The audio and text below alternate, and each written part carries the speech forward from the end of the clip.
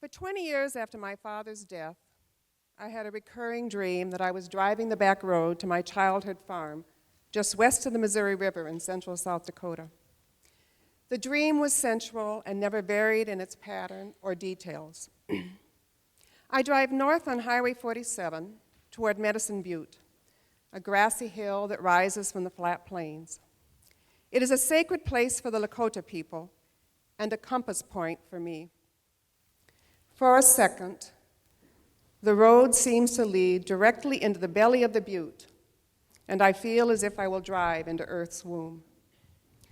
Then I come to the corner of the Reliance Cemetery, where my family's tombs lie helter-skelter in the short grass.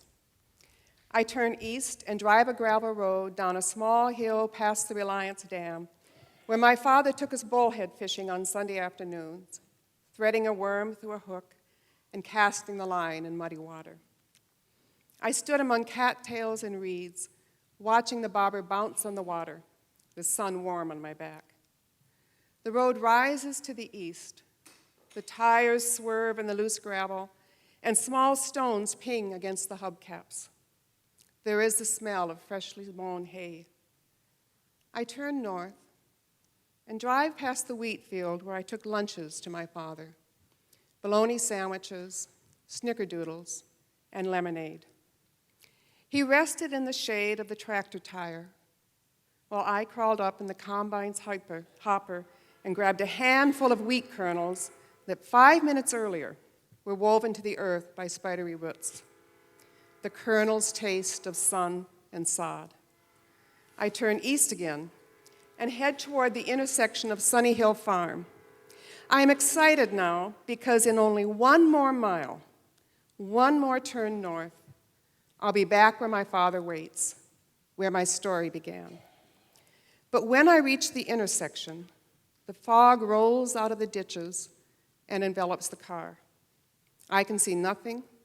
I can go nowhere. I wake, my face damp. The grief is intense as the day we buried my father. I was 22 when my father died. Get on with your life, friends and family advised me, which I interpreted as don't grieve too long. So I didn't. I stuffed all that pain into being a wife, a mother, and a teacher. When I was 30, my mother sold the land. I didn't grieve that loss either, but the dream continued to haunt me. A few years later, I discovered Navajo writer Leslie Marmon Silko, who wrote, "In our Pueblo, when people die, we don't get over it by forgetting. We get over it by remembering."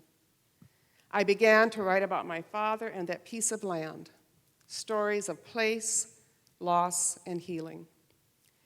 I knew little about the literature of the West when I agreed to teach the class. I immersed myself in writing from this region. There were early authors like Black Elk, Owen Wister, and Willa Cather, whose Nebraska stories about a Bohemian father so much like mine were never printed in my college anthology books. I read many contemporary writers who explore how place shapes us: James Welch, Linda Hazelstrom, and Teresa Jordan.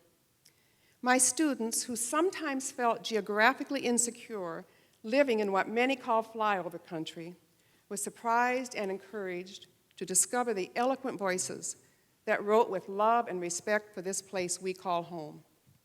Those stories validated their experiences. At the same time, composition scholars advocated for more personal narrative in English classes. This stunned me.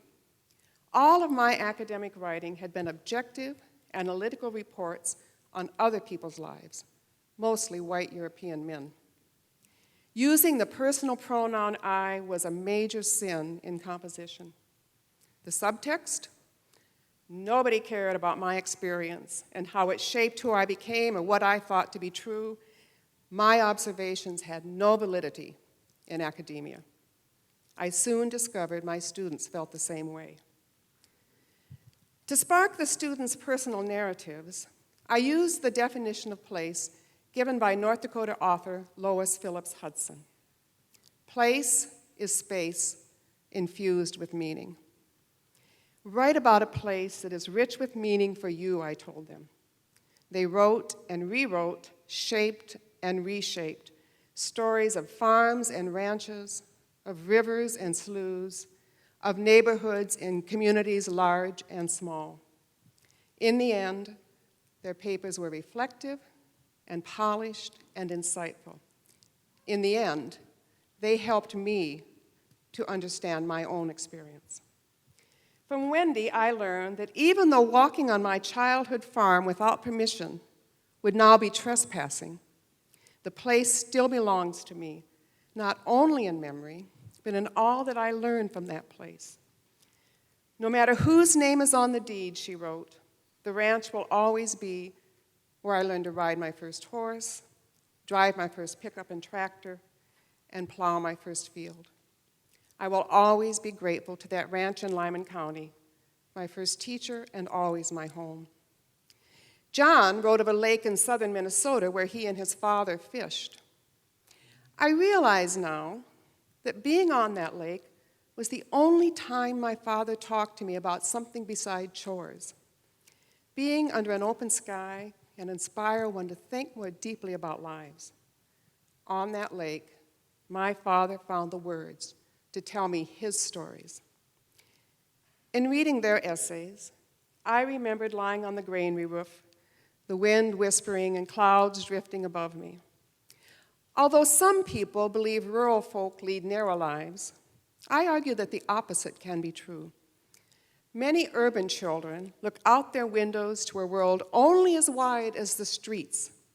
From my roof, I saw an unobstructed horizon that taught me my world was only a small part of a much larger universe.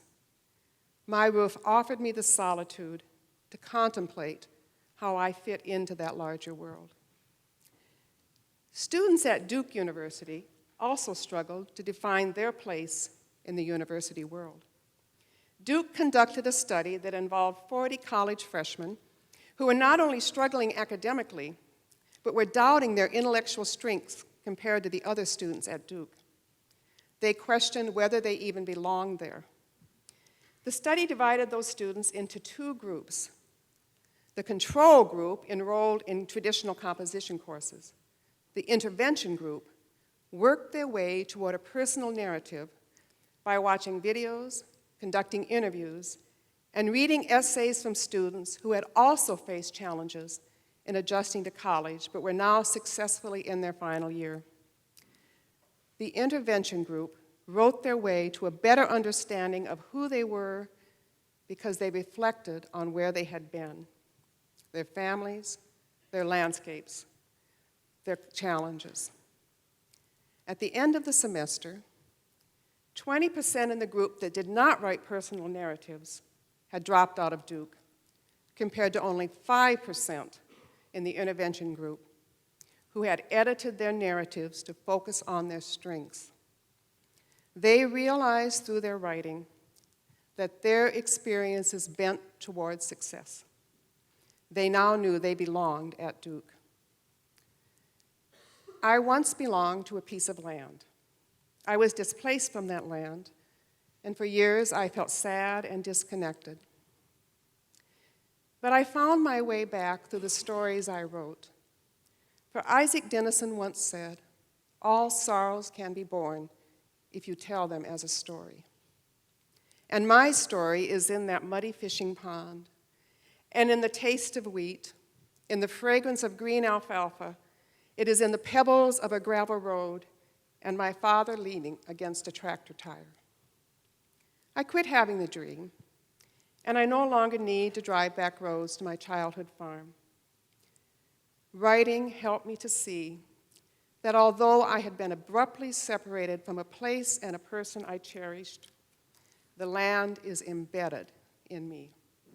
My stories guided me back to the landscape that lies in the shadows of a sacred place where the bones of my ancestors lie in the buffalo grass and clumps of sage, where a red-tailed hawk rides the updrafts above me, where my roots spread wide and deep beneath the Lyman County soil. Thank you.